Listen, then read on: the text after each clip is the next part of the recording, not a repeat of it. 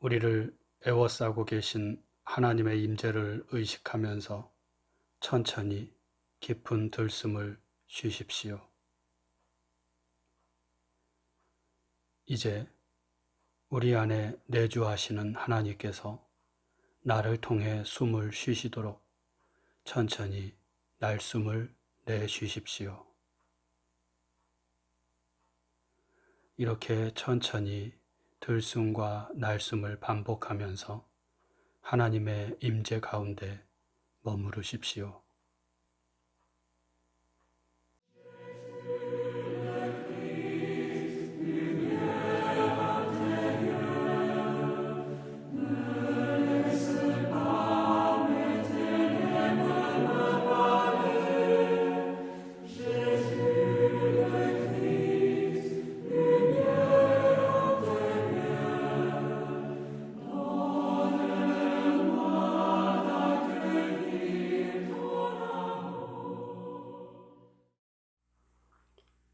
오늘 우리에게 주시는 하나님 말씀은 로마서 8장 18절에서 19절 말씀입니다. 이제 낭독합니다. 하나님 말씀에 경청하십시오. 생각하건대 현재의 고난은 장차 우리에게 나타날 영광과 비교할 수 없도다. 피조물이 고대하는 바는 하나님의 아들들이 나타나는 것이니. 주신 말씀을 잠시 묵상합니다.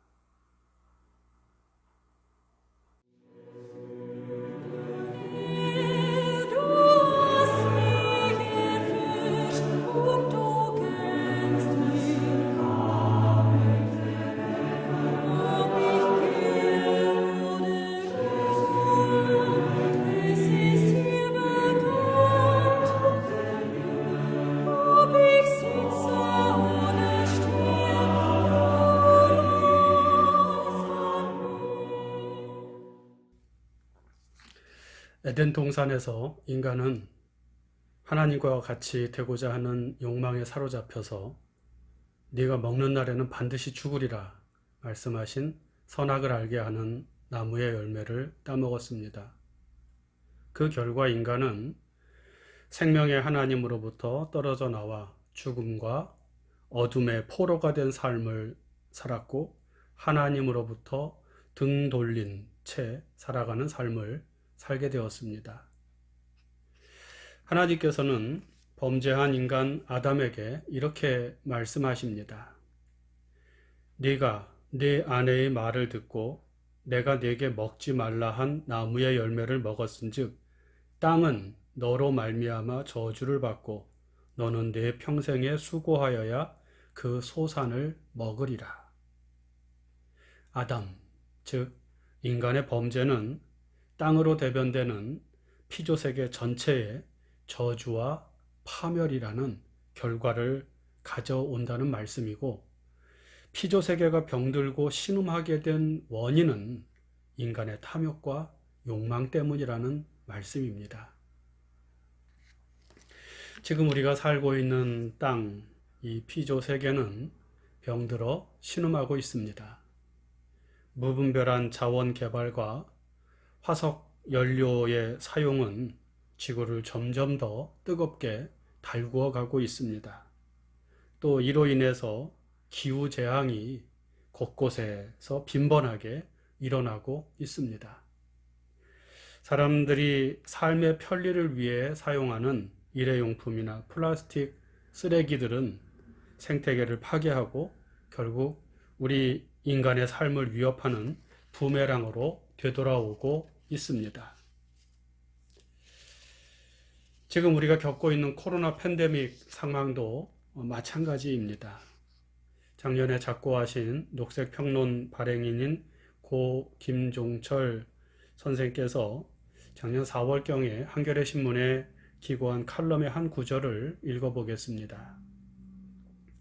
지금 지구 전체를 뒤흔들고 있는 코로나19 사태는 자본주의의 폭주, 과잉 산업 발전과 소비주의의 소산이다.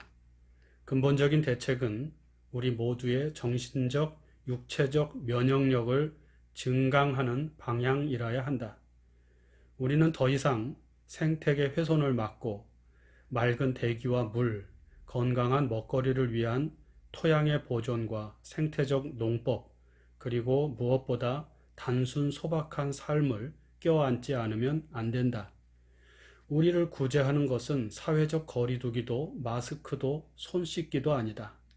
이 세상에서 가장 무서운 것은 공생의 윤리를 부정하는, 그리하여 우리 모두의 면역력을 체계적으로 파괴하는 탐욕이라는 바이러스이다. 결국 인간의 탐욕이 문제라는 것입니다.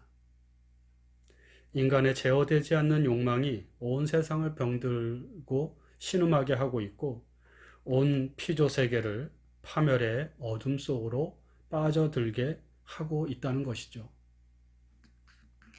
올해 우리 한국기독교 장로회 106회 총회의 주제는 어두움 후에 빛이 오며입니다. 이는 암흑의 시대로 알려진 중세 봉건사회 속에서 하나님의 말씀으로 세상에 빛과 소금의 역할을 감당해 나가겠다는 소망과 의지를 담은 스위스 종교개혁자들의 표어입니다. 총회가 이것을 주제로 삼은 것은 지금 우리의 현실도 어두움 속에 있다는 인식하에 하나님께서는 반드시 어두움 후에 빛을 오게 하실 것이라는 소망 어린 믿음을 표현한 것이며, 동시에 우리가 어둠을 밝히는 빛이 되리라는 결단과 의지를 표명한 것이라고 생각됩니다. 사도 바울은 죄의 결과로 빚어진 고통스러운 현실의 어두움 너머에 하나님께서 열어주시는 희망찬 미래, 그 영광의 때가 다가오고 있음을 믿음으로 내다봅니다. 생각하건대 현재의 고난은 장차 우리에게 나타날 영광과 비교할 수 없도다. 생각하건대, 로기조마이, 헬라어로 로기조마이라고 하는데요. 이것은 단편적인 어떤 생각이 아니라 논리적으로 사고하고 판단하여 어떤 가치나 뜻을 마음에 담는 것을 의미합니다. 그래서 이것은 생각이라기보다는 무엇을 되돌아보고 깊이 살펴서 마음과 삶의 자세를 수정한다는 뜻의 성찰하다로 번역되는 것이 더 말씀의 원의에 맞는 것이라고 하겠습니다. 바울은 고난에 찬 현실을 외면하거나 애써 그 현실을 부인하지 않고 오히려 찬찬히 고난의 현실을 들여다보고 성찰의 시간을 가졌던 것 같습니다. 왜 이런 고난을 당하게 되었는지, 무엇이 문제인지, 어떻게 해야 할지를 깊이 생각한 것이죠. 이러한 바울의 성찰은 인간의 삶의 현실뿐만 아니라 인간의 죄로 인해 고통을 겪고 신음하고 있는 온 피조세계의 현실에까지 미칩니다. 그래서 말하기를 22절인데요. 피조물이 다 이제까지 함께 탄식하며 함께 고통을 겪고 있는 것을 우리가 아느니라. 인간의 죄로 인해 온 세상 모든 피조물들이 함께 고통을 겪고 있다는 말씀입니다.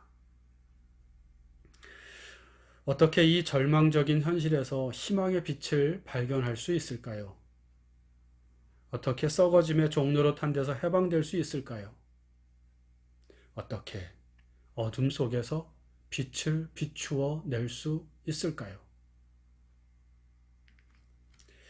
19절 말씀을 보겠습니다. 피조물이 고대하는 바는 하나님의 아들들이 나타나는 것이니.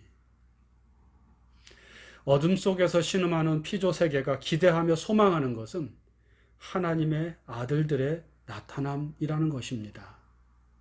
동시에 이 말씀 안에는 죄로 인해 어두워진 세상의 치유와 해방의 빛을 밝힐 수 있는 것은 하나님의 아들들임을 밝혀주고 있습니다. 하나님의 아들들은 누구일까요? 우리는 하나님께서 어둠 속에 거하는 우리에게 빛을 주기 위해 참 구원과 해방을 안겨주기 위해 하나님의 아들을 우리 가운데 보내주셨음을 믿습니다. 요한복음 3장 16절이죠. 하나님이 세상을 이처럼 사랑하사 독생자를 아들을 주셨으니. 또한 우리는 예수가 바로 우리를 구원하기 위해 이 땅에 오신 하나님의 아들임을 믿습니다. 요한복음 1장 14절. 말씀이 육신이 되어 우리 가운데 거하심에 우리가 그 영광을 보니 아버지의 독생자의 영광이요 은혜와 진리가 충만하더라. 그리고 우리는 하나님의 아들이신 예수를 믿으면 하나님의 자녀, 곧 하나님의 아들들이 됨을 믿습니다. 요한복음 1장 12절. 영접하는 자, 곧 그 이름을 믿는 자들에게는 하나님의 자녀가 되는 권세를 주셨으니. 예수를 믿는 자들이 바로 하나님의 아들들입니다. 하나님의 아들들은 어두운 세상을 밝히는 빛이고 착함과 의로움과 진실함으로 세상에 희망을 주는 빛의 자녀입니다. 그래서 예수께서도 믿는 자들을 향하여 그리고 교회를 향하여 너희는 세상의 빛이라 그렇게 말씀하신 것입니다. 그런데 오늘 우리의 현실에서 교회는 안타깝게도 세상에 빛과 희망을 주는 존재가 아니라 어둠과 절망만을 안겨주는 집단으로 되어가고 있는 듯 합니다. 코로나 팬데믹 초기에 사람들의 안위는 아랑곳하지 않고 대면 예배를 강행하는 일부 교회들의 모습은 세상 사람들로 하여금 교회가 존재하는 이유에 대해 회의감을 갖게 했고 나아가 전체 교회에 대한 혐오의 감정을 만들어내었습니다. 교회가 차별금지법을 반대하면서 소수자들의 인권을 짓밟고 하나님의 이름으로 미움과 혐오, 차별을 정당화하는 집단으로 그렇게 보이게 되었습니다. 세상에 희망과 빛을 주기보다는 어둠의 근원이 되고 사회와 역사 발전을 가로막는 걸림돌로 작용하고 있는 것입니다. 누군가는 이런 교회의 모습을 바이러스에 걸린 교회다 이렇게 진단하기도 합니다. 마치 중세 암흑기에 가톨릭 교회의 모습으로 되돌아가는 것 같습니다. 왜 이렇게 되었을까요? 교회가 예수를 믿는 우리가 어떻게 다시 세상의 빛으로서 자기 사명을 감당해 나갈 수 있을까요? 어떻게 우리가 세상에 희망을 주는 존재들이 될 수 있을까요? 앞에서 예수를 믿는 자들이 곧 하나님의 아들이고 하나님의 아들들이 세상의 희망이라는 말씀을 드렸는데 예수를 믿는다는 것은 단순히 입술의 고백으로만 그치는 것이 아니라 삶의 결단을 포함합니다. 곧 예수를 믿는다는 것은 예수를 내 속에 받아들이는 것이고 그래서 예수와 하나 된 삶을 사는 것입니다. 예수께서 기뻐하시는 것을 나도 기뻐하고 예수께서 바라보셨던 것을 함께 바라보면서 그 길을 함께 걸어가는 것입니다. 사도 바울의 고백처럼 그런즉 이제는 내가 사는 것이 아니라 오직 내 안에 그리스도께서 사시는 것이라. 이것이 예수를 믿는 믿음이요 믿음의 삶입니다. 그리고 이렇게 예수와 하나된 삶을 사는 사람들이 바로 하나님의 아들들입니다. 사도 바울은 빌립보서에서 그리스도 찬가를 인용하면서 하나님의 아들이신 예수를 이렇게 묘사합니다. 그는 근본 하나님의 본체시나 하나님과 동등됨을 취할 것으로 여기지 아니하시고 오히려 자기를 비워 종의 형체를 가지사 사람들과 같이 되셨고 사람의 모양으로 나타나사 자기를 낮추시고 죽기까지 복종하셨으니 곧 십자가에 죽으심이라.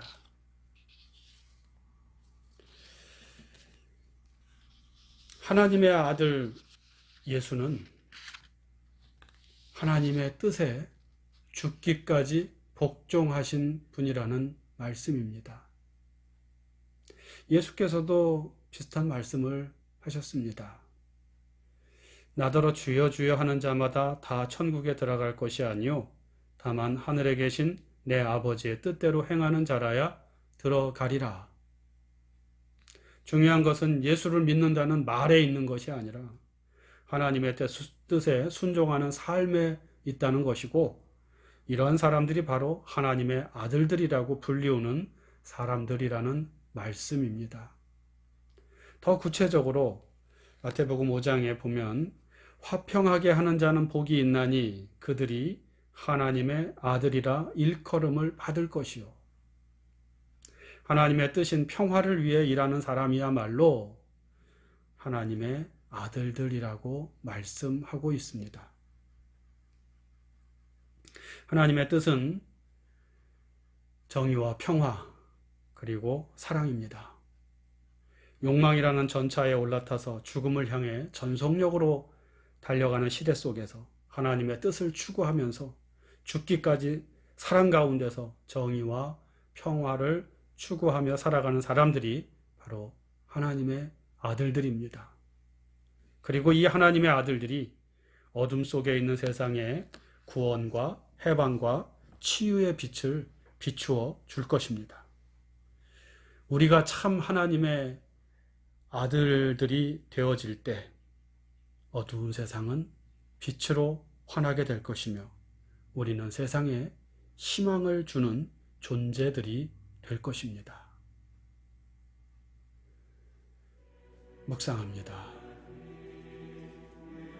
하나님의 자녀로 살아가기를 묵상합시다. 하나님의 자녀는 하나님의 뜻을 이루는 사람들입니다. 어두운 세상에 빛을 밝히는 사람들입니다. 빛의 자녀입니다. 나는 하나님의 자녀로 살고 있습니까? 나는 하나님의 자녀답게 살고 있습니까? 세상에 희망을 주는 하나님의 아들들을 묵상합시다.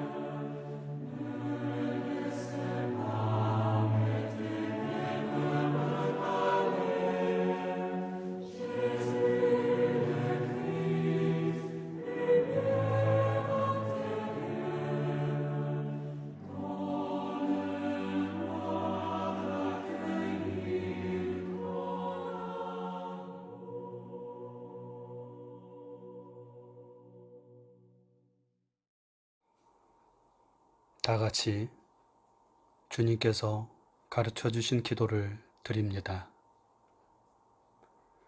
하늘에 계신 우리 아버지, 아버지의 이름을 거룩하게 하시며 아버지의 나라가 오게 하시며 아버지의 뜻이 하늘에서와 같이 땅에서도 이루어지게 하소서. 오늘 우리에게 일용할 양식을 주시고 우리가 우리에게 잘못한 사람을 용서하여 준 것 같이 우리 죄를 용서하여 주시고 우리를 시험에 빠지지 않게 하시고 악에서 구하소서. 나라와 권능과 영광이 영원히 아버지의 것입니다. 아멘.